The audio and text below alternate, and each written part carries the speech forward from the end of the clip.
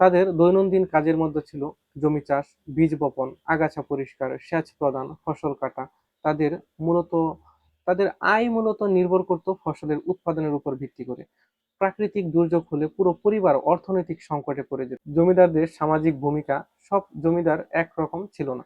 অনেক জমিদার রাস্তা নির্মাণ করতেন, পুকুর খনন করতেন, মসজিদ ও মন্দির নির্মাণ করতেন, স্কুল প্রতিষ্ঠা করতেন। আবার অনেক জমিদারের বিরুদ্ধে কৃষকদের প্রতি কঠোর আচরণ ও শোষণের অভিযোগও পাওয়া যায়।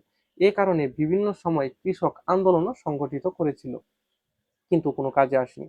দুর্ভিক্ষ ও কৃষি সংকট, বন্যা, খরা, নদী ভাঙন এবং রোগবালাই কৃষিতে ব্যাপকভাবে ক্ষতিগ্রস্ত করত।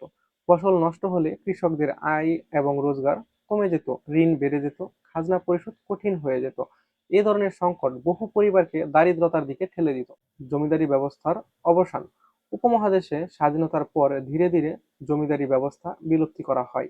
তৎকালীন পাকিস্তান এর পূর্বাঞ্চল অর্থাৎ বর্তমান বাংলাদেশ অঞ্চলে 1950 সালের ভূমি সংস্কার আইনের মাধ্যমে জমিদারি প্রথা কার্যত বিলুপ্তির পথে যায়।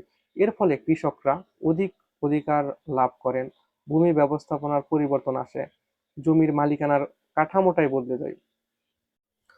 ভিডিওটি যদি ভালো লেগে থাকে তাহলে লাইক দিন এবং বন্ধুদের সাথে শেয়ার করুন।